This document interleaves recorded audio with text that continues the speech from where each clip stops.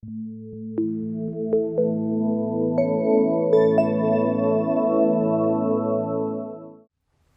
31번 문제입니다. 이 이후로 70번 문제까지 대부분 다 자료 해석 문제이기 때문에 푸는데도 시간이 걸리지만 저도 설명드리는데 시간이 많이 걸릴 것 같아요. 한 문제당. 그래서 10문제 단위로 끊어서 이렇게 하도록 하겠습니다. 그래서 이번에는 31번부터 40번까지 하겠습니다. 1번부터 한번 봅시다. 기간 중 진료 인원 및 진료비 모두가 가장 급격하게 증가한 해. 자, 진료 인원 있고 진료비. 진료비는 전체로 보면 되겠네요. 일단 진료 환자 수 한번 볼까요? 요렇게 100 단위로 늘어난 건 아니고요. 여기도 한 99 정도 늘어난 거죠. 아니, 100 조금 넘었네요. 그죠? 여기도 100 조금 넘었는데 여기는 거의 200 단위로 늘었어요. 그러니까 이전에 비해서 상대적으로 좀 급격하다고 볼 수가 있죠.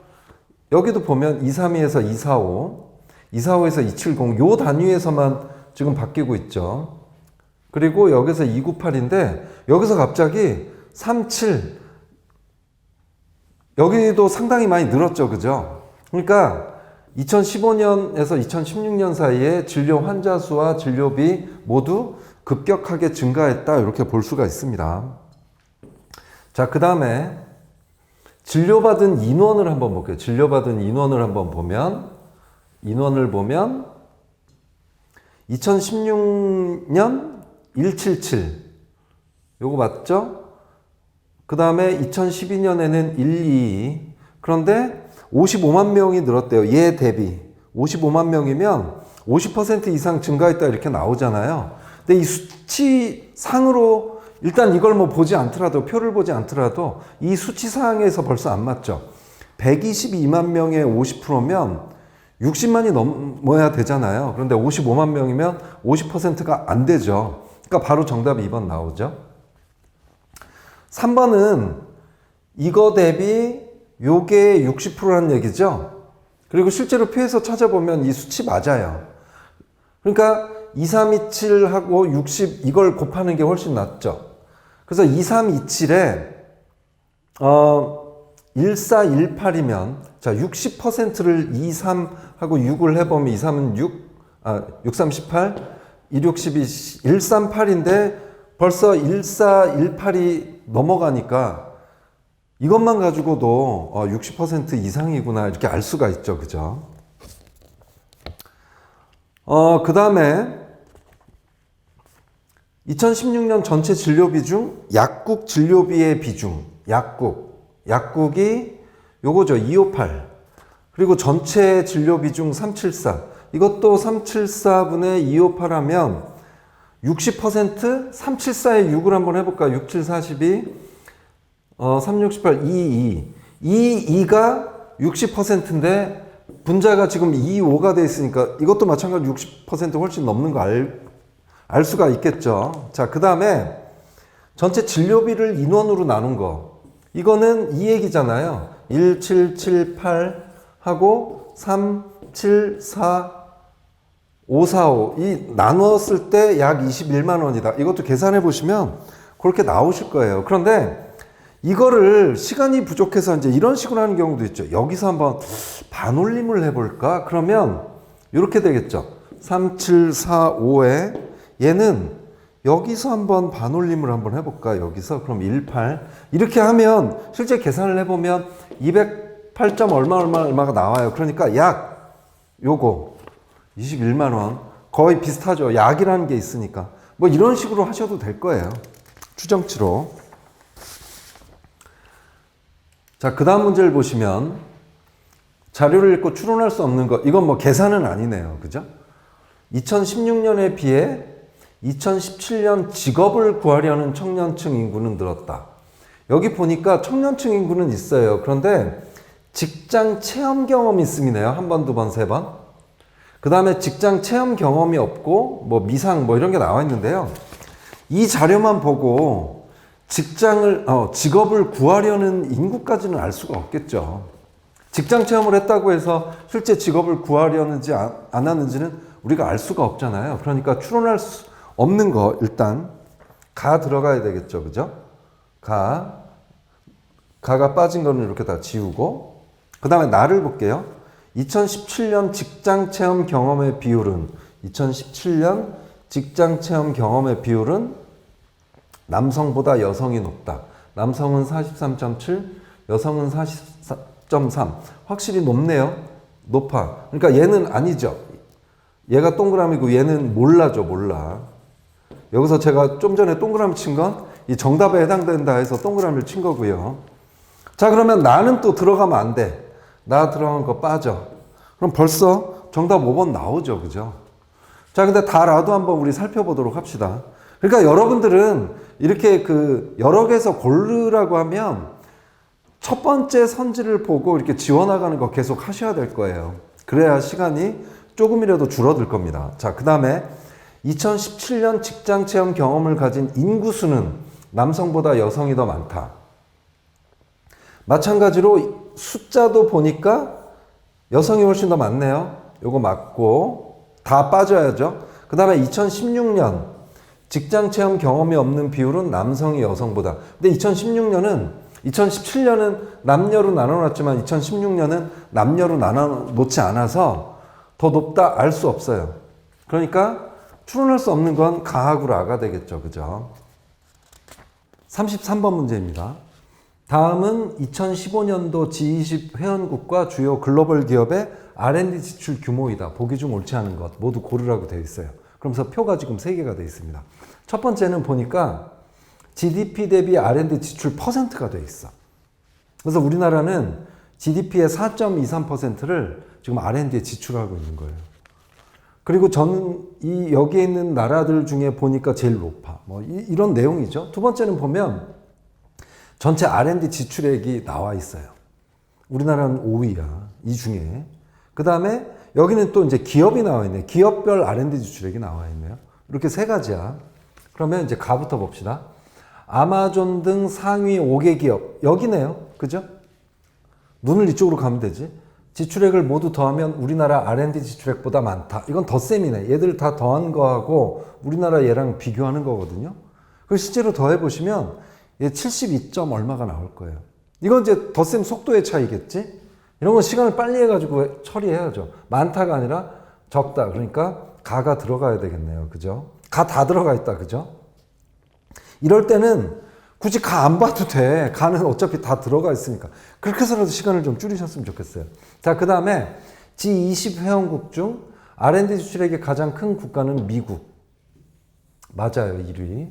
그리고 2위인 중국에 비해서 차이를 지금 860만 불 많다 이렇게 돼 있는데 차이 이거 계산할 필요가 있어요? 계산 안 해도 되잖아. 왜냐하면 여기는 지금 빌리온 단위인데 차이가 있어도 빌리온 단위겠죠. 10억이잖아요. 근데 여기는 지금 밀리온으로 돼 있으니까 이미 안 맞아.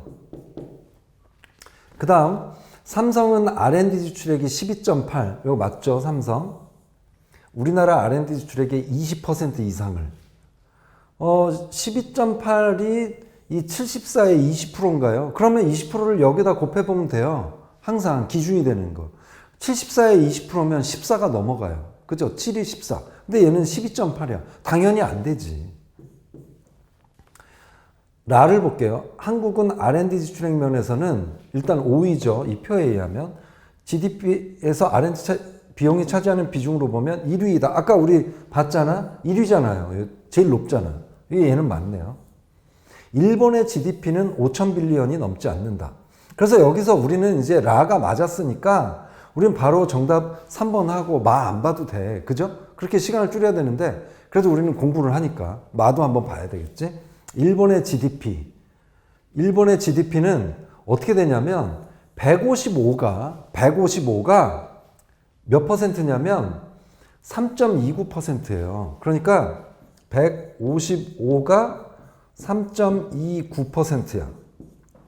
그럴 때 전체 GDP는 이게 100%일 때를 구해야 되잖아요. 그러면 이렇게 할 수 있어. 155가 3.29면 X는 100 뭐 이렇게 해서 이렇게 나누면 되는데 벌써 뒤에 소수자리가 2.9 이렇게 0.29 이렇게 돼 있으면 계산하기 상당히 복잡해지잖아요. 그러니까 여러분들 이렇게 하셨으면 좋겠어요. 얘를 3.3으로 생각해. 그래서 10을 곱해봐. 1551 대 33%. 그럼 여기다 3을 한번 곱해볼까? 99%일 때는 얘가 3을 곱했으니까 뭐 어떻게 돼요? 4650인가요? 1%에서 이게 5000 넘어갈 수 있을까? 안 되죠. 그러니까 100% 해도 얘는 5000 넘지 않아요. 이런 식으로 금방 할 수 있는 방법들이 있죠. 이런 걸 많이 좀 연구하셨으면 좋겠습니다. 그래서 33번 문제를 이렇게 풀어봤고, 자 34번 보겠습니다.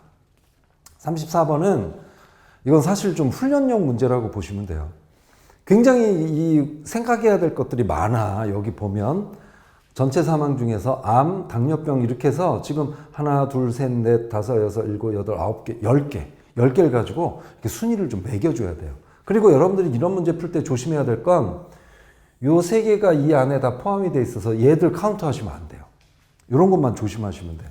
그래서 이걸 보시면 옳은 것을 모두 고르는 거거든요. 이 문제는 훈련 삼아 한번 꼼꼼하게 다 해보셨으면 좋겠는데, 사실 시험장에서 만나면 약간 마음이 조급하면 잘 안 보이는 문제이기도 해요. 그러니까 이것도 일종의 한 3그룹 문제가 아닐까 저는 이렇게 생각을 합니다.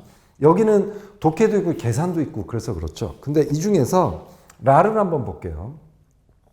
다 나중에 보세요. 그런데 폐렴은 급속도로, 옳지 않는 걸 고르는 거니까 급속도로 증가하여 사망 원인 중 증가율 1위로 2016년 대비 300% 이상의 증가율을 이렇게 보면 일단 폐렴을 좀 봐야죠. 9.3에서 32.2로 갔어. 그래서 쭉 한번 보는 거야. 이건 뭐 증가율을 계산할 필요는 없는데 134에서 153, 23.7에서 뭐 19.2, 9.4에서 10.6, 그런데 9.3에서 32.2 상당히 많이 뛰었죠. 나머지 거 딱 보더라도 계산 안 해도 폐렴이 증가율 1위인 건 맞아.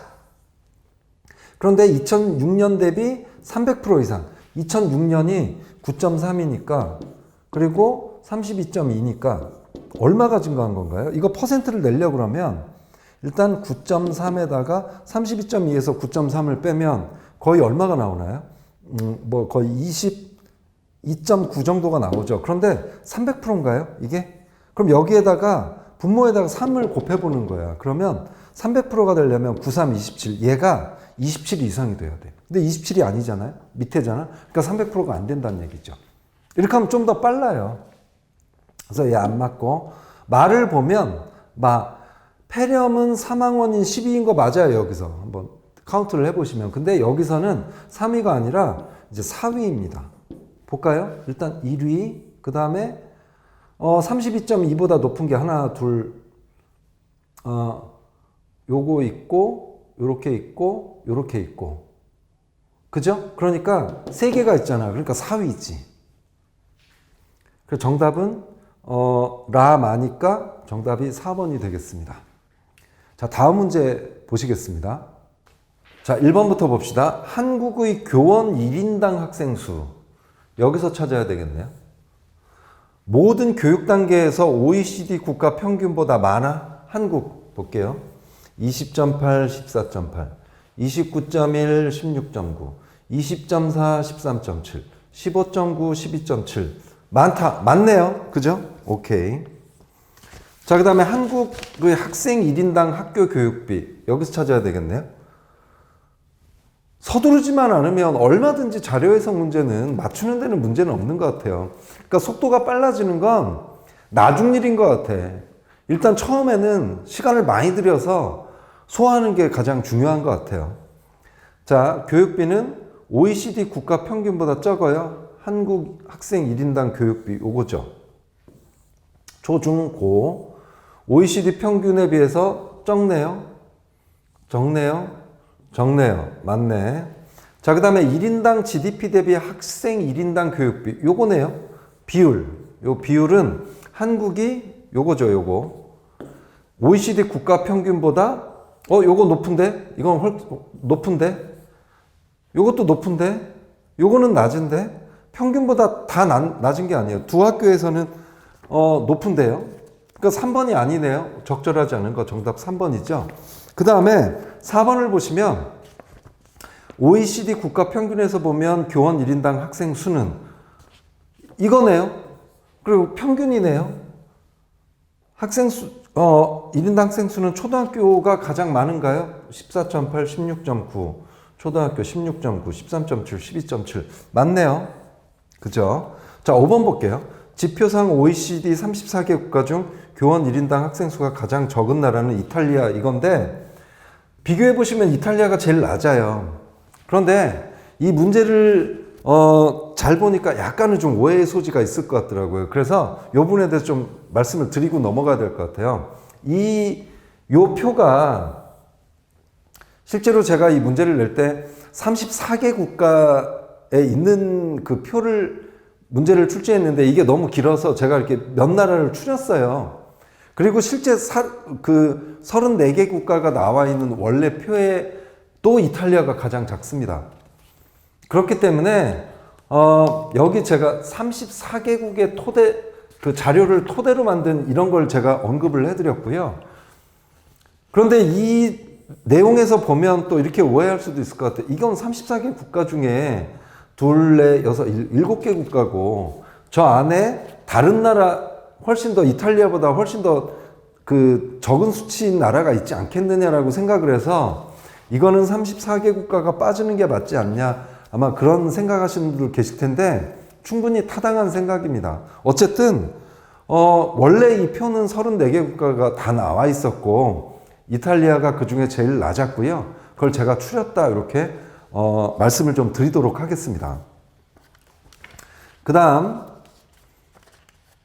이거 복잡하죠, 그죠? 이거는 계산하는 시간이 좀 꽤 오래 걸릴 거예요. 그래도 한번 해봐야죠. 자, 2016년 창덕궁. 그러니까 여기서 찾아야죠. 창덕궁이네. 그리고 2016년이네. 유료 관람객 수가 괄호로 쳐져 있네요. 그죠? 관람객 수와 유료 관람객 중 외국인의 비율. 그러니까 여러분들 2016년 창덕궁에 간 요 수치에서 1992106에서 뭘 빼주면 될까요? 무료 관람객을 빼주면 되겠죠. 여기 768564. 근데 헷갈리시면 안 돼. 외국인 유료 해가지고요. 이 수치가 있다고 해서 이것까지 빼주시면 안 돼요. 왜 그러냐면 여기 다 외국인 유료가 지금 다 있잖아요. 유료 이렇게 있고 여기도 있는데 이 유료 관람객은 이 유료 관람 여기에 유료 관람에 지금 수치가 다 포함되어 있는 겁니다. 그것만 조심하시면 될 거예요. 그래서 요걸 실제로 빼면 요 수치가 나오죠. 그죠? 요거 1, 2, 3, 5, 4, 2. 그 다음에 유료 관람객이 요거 나왔죠, 이제. 1, 2, 2, 3, 5, 4, 2가 나왔죠, 여기. 그 중에서 외국인 674, 635. 그런데 여러분들이 이 테스트를 다 좀 해보셨으면 좋겠는데 이거 자체로 한번 나눠 보시고요. 그 다음에 지금 이 사이가 2%씩 떨어져 있잖아요. 이럴 경우는 한 요 정도에서 반올림을 해서 여기서도 요 정도에서 반올림을 하거나 그렇게 해서 계산해보는 시도도 한번 해보실 만 할 거예요. 근데 만약에 여기가 53%고 여기가 53.2% 이런 식으로 하면 안 되죠. 이런 시도를 하면 안 되는데 2%씩 좀 벌어져 있기 때문에 그런 시도도 한번 해보셨으면 좋겠어요. 어쨌든 55% 나오죠. 2번이고요. 계산해 보시면. 자, 그 다음에 이거는 단순 일치, 불일치죠. 37번은. 보시면 연도별 궁 능원의 총 관람객 수는 꾸준히 증가하였고 요거죠. 궁 능원 관람객 수 현황을 보면 계속 늘고 있죠. 이렇게 다 늘고 있죠. 그리고 2010년부터는 다 1000만씩 이렇게 늘고 있죠. 그죠? 1천만 명을 넘어섰다. 이거 오케이. 자, 그 다음에 경복궁의 총 관람객은 늘었으나 경복궁 총 관람객 보면 경북궁 여기 있죠. 여기 있죠. 관람객은 계속 늘었죠. 그런데 2014년 이후 유료 관람객 수는 점점 줄고 있네요. 그죠? 이것도 맞아요. 줄고 있는 이유가 뭘까요? 저도 궁금하네요. 그 다음에 2016년 유료 관람객 중 외국인 관광객의 비율은 30%. 2016년 유료 관람객 8456 중 2134. 30%를 넘는다? 자, 이거 분수를 하면 이거잖아요. 8456에 2134인데 여기에다가 3을 한번 곱해보세요. 3, 4, 12, 83, 24. 25, 2여야 30%인데 21이잖아요. 그러니까 30%안 넘죠. 그러니까 옳지 않은 것은 정답은 3번이네요. 그죠? 4번 볼까요? 덕수궁은 무료 관람객의 비율이 덕수궁이죠. 유료에 비해서 무료가 훨씬 더 많아요. 여기도 많죠. 무료가. 근데 2016년 와서 유료가 훨씬 더 많아졌네요. 역전되었어요. 오케이. 맞아요. 총 관람객 중 유료 관람객의 비율이 가장 높은 해는 2012년? 12년? 총 관람객 중 유료. 요거죠. 요거하고 요거. 이거 다 한번 이렇게 보시면 이제 퍼센트 어느 정도 계산해 보시는 분들은 저거 뭐 나누기 뭐 안 하더라도 앞에 두 자리만 봐도 퍼센트가 어떤 게 많은지를 알 수 있을 거예요. 그래서 이것도 해보시면 높은 애는 2012년, 낮은 애는 2016년이라는 걸 아실 거예요. 자, 그 다음 문제 보겠습니다. 이거는 실제로 공공기관들이 요즘 자기 기관에 해당되는 내용을 문제로 내죠. 그래서 한국전력공사에 지원하신 분들은 고압, 저압, 기본요금, 전력량, 초과 전력량 요금 이거에 대한 기본 상식이 있으셔야 돼요. 제가 또 추론 문제에서 또 그런 문제를 냈는데 예를 들어서 서울교통공사다 그러면 서울의 주요 노선의 역은 어느 정도 좀 아셔야 될 것 같아요. 뭐 기본요금 같은 경우도 아셔야 되고 그러니까 기본요금이나 이 역은 몇 호선이다 알려주지 않고 문제를 내는 경우들도 꽤 있죠. 그래서 추론 문제 때 그런 게 또 나올 거예요. 그때 제가 다시 한번 말씀드릴 텐데 어쨌든 한 달에 550kW를 여러분들이 사용한다 그러면 여러분들 요금제라고 누진세라고 들어보셨잖아요. 어떻게 되냐면 우리나라는 기본요금이 있고요. 거기에다가 전력량 요금이 있는데 전기를 많이 안 쓰면 전기세를 조금 받고요. 많이 쓰면 그 구간대에 곱하기 하는 그 액수가 늘어나요. 이게 바로 누진세예요. 그러니까 여러분들 전기를 좀 아껴야 되겠죠. 자, 그런데 또 저압하고 고압 전기에 따라서 또 요금이 다르죠. 보시면 고압이 비싼가요? 저압이 비싼가요? 저압이 훨씬 더 비싸요. 그죠? 이렇게 보시면. 그죠? 그래서 우리는 고압을 쓰는 게 더 유리할 것 같아요. 기본 요금도 보면 저압이 7,300원인데 고압은 6,600원. 1,600원일 때 260원. 또 저압일 때 93원일 때 고압은 78원. 그죠? 집에 저압인지 고압인지 한번 확인해 보세요. 전기세가 많이 나오면. 그래서 결국은 전기 요금을 어떤 식으로 하냐면 기본 요금에다가 구간별 이렇게 적용이 돼요. 구간별 요금이. 그래서 일단 저압을 한번 살펴봅시다. 자, 첫 번째 저압. 저압은 기본 요금이 얼마죠? 우리가 550kW를 사용했으니까 400kW 초과 사용에 해당되는 7,300원. 더하기. 그 다음에 저 전력량 요금이죠. 요거. 이게 구간별이 전력량 요금이죠. 이제 실제 사용한. 그래서 550은 200, 그 다음에 200, 150. 이렇게 나눌 수가 있죠. 이게 무슨 얘기냐면 요게 1에서 200까지. 이게 201에서 400까지. 그 다음에 401에서 500까지. 550까지. 요 세 구간이에요. 그러니까 여러분들이 550을 쓴다고 해서 550 곱하기 단하나의 요금 계산하는 단위로 곱해지는 게 아니에요. 구간별로 곱해지는 게 다 달라지는 거예요. 그렇기 때문에 일단 기본료 400은 초과했으니까 7,300에다가 200, 1부터 200까지는 93원을 곱해줘야 돼요. 이거 무슨 의미인지 이제 아시겠죠? 자, 그 다음 200, 201에서 400까지. 200에 대해서는 요거죠. 201에서 400, 180. 이래서 전기세가 많이 나오는 거예요. 그래서 어머니들이 많이 쓰면 등짝 스매싱을 자꾸 에어컨 키우고 그러면 혼내시잖아요. 다 이런 것 때문에 그런 거예요. 나머지 150, 401에서 550까지. 지금 우리가 550까지니까 여기는 280. 150 곱하기 280. 이게 저합일 때예요. 이거 계산해 보시고요. 고합은 어떻게 되겠어요? 고합은 기본료가 다르죠? 550 이상일 때는 6,600원.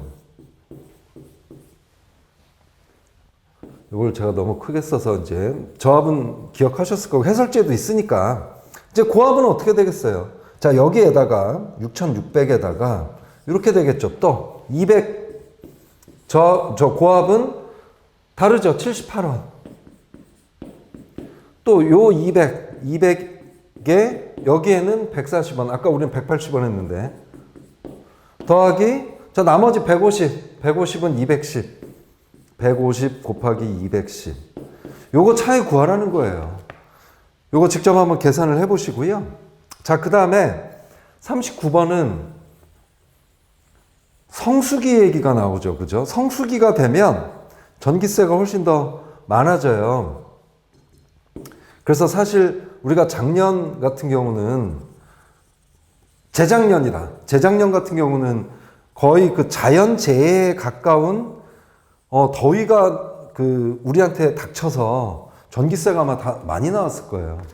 그래서 이제 정부에서는 이건 자연재해니까 전기세를 좀 서민들 전기세를 좀 깎아줘라 뭐 이런 얘기도 하고 그랬었는데 성수기에 더 많은 이 구간 비용을 더 높게 이렇게 잡는 거예요. 자, 전력량을 줄이기 위해서 그러는 거죠. 슈퍼 유저 요금제를 이거죠. 그러니까 여름에 진짜 조심해야 됩니다. 이 곱해지는 게 94만 180원, 280원 이게 아니라 570원. 근데 570원을 곱해지는 게 다행히도 1000kW 초과 전력량 요금이야. 우리가 1000kW를 안 쓰면 이 곱하기 570을 당할 일이 없어. 근데 이번에 1250을 사용했대요. 그래서 7월 전기료는 이 슈퍼 유저 요금제가 적용될 때고 6월 전기료는 저게 적용이 되지 않을 때죠. 근데 이 요금이 적용된다 하더라도 1000kW 이상이 이 요금이 적용되는 거라 6월이나 7월이나 1000kW 미만일 때는 요금이 다 똑같습니다. 그렇기 때문에 결국은 우리가 계산하는 건 1000을 넘는 이 250 구간에다가 원래는 여기가 지금 고합이라고 그랬잖아요. 고합은 1000이 넘으면 210을 적용을 했었잖아요. 210. 그런데 7월이나 성수기 때는 570원을 적용을 한다며. 요거는 괄호쳐 줄 필요가 없죠. 요렇게 해준 게 이게 뭐죠? 이거 차이를 한 게 7월과 6월의 차이를 하는 거죠. 그죠? 차이를 계산하는 식이죠. 그렇기 때문에 이것도 계산을 하시면 1번이 나올 겁니다. 자, 이렇게 됐고. 자, 40번 볼게요. 요거는 앞에 있는 문제에 비하면 굉장히 좀 간단하고, 수월하게 좀 느껴졌을 거예요. 자, 일단, 시의원의 법안 가결률 나와 있어요. 법안 가결률을 보니까 원안 가결 및 수정 가결. 여기 보니까 원안 가결, 수정 가결, 시의원 보니까 7개네요. 7개.